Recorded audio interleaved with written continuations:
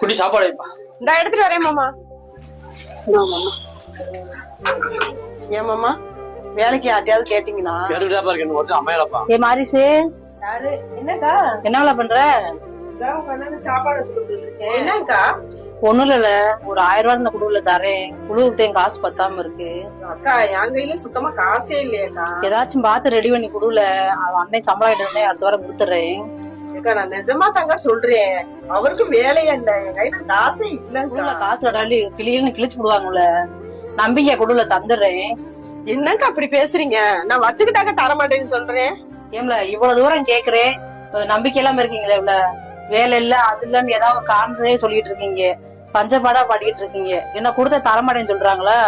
ஏம்ல இப்படி இருக்கீங்க? சை, நீ எப்ப வருத்தமா இருக்கா? பாருங்க மாமா அக்கா எப்படி பேசிட்டு போறாங்கன்னு. காசு இருந்தா நான் கொடுக்க மாட்டேனா மாமா?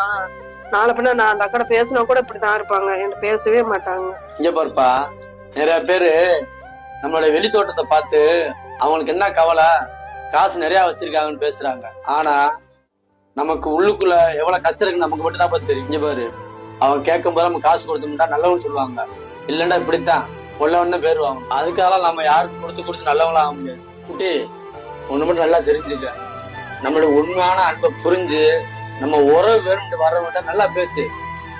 உறவு வரும் போறவங்க போனா போட்டு அவங்கள விட்டுரு, அவங்க புரிஞ்சுக்கிட்டு அவ்வளவுதான். நீ அதுக்காக வருத்தப்படாது.